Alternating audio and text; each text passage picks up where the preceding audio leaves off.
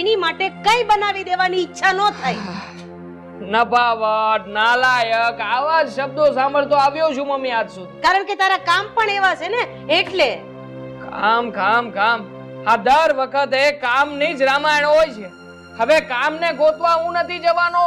એક દિવસ જોજો મમ્મી, આ કામ છે ને આપણા દરવાજે મને શોધતું આવશે અને કહેશે કે ચાલ ભાઈ તારી જરૂર છે, હવે કામે લાગી જઈએ. ત્યારે હું કામે લાગીશ. વાહ વાહ બેટા વાહ, મને તો તારી ઉપર એટલો ગર્વ થાય છે ને કે આની કરતા તો પાણો હોત ને તો એ સારું હોત.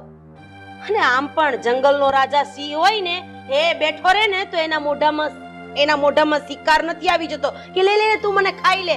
એને શિકાર ગોતવા માટે ક્યાંથી ક્યાં જવું પડે છે. હદ થઈ રહી છે આ મમ્મી. હું શાંતિથી બેઠો બેઠો તમારી વાતો સાંભળી રહ્યો છું ને તમે જોવો કે સવારમાં કોઈ પણ વાતને લઈને ઝઘડો કરવાનો શરૂ કરી દીધો. અરે